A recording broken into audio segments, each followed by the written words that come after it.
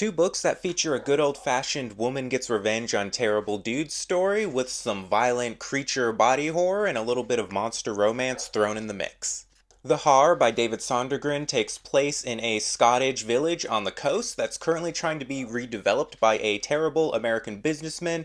I'll let you fill in the blank who that real life character could be. We follow an old woman who's one of the last few villagers who hasn't taken the paycheck and sold her property to the developers. The pressure for her to cave in and finally sell keeps building, and eventually she finds a strange creature that's washed up from the ocean. She takes this creature home, and quickly things turn violent and gory. Not only does this fight against heartless developers feature a lot of phenomenal scenes of body horror, there is a surprisingly sweet love story thrown in the mix between well, I won't spoil it, but it is like a story of long lost loves and second chances and another chance to say goodbye, and it's very surprising to have that kind of romance thrown into this book that is about dissolving people alive. Slewfoot by Brom takes place in a Puritan colony, and we follow a woman who's a little quirky, and people kind of they don't go so far as to call her a witch yet, but she's getting dangerously close because she's very outspoken. She does little rituals for the other women in town for luck and to find love.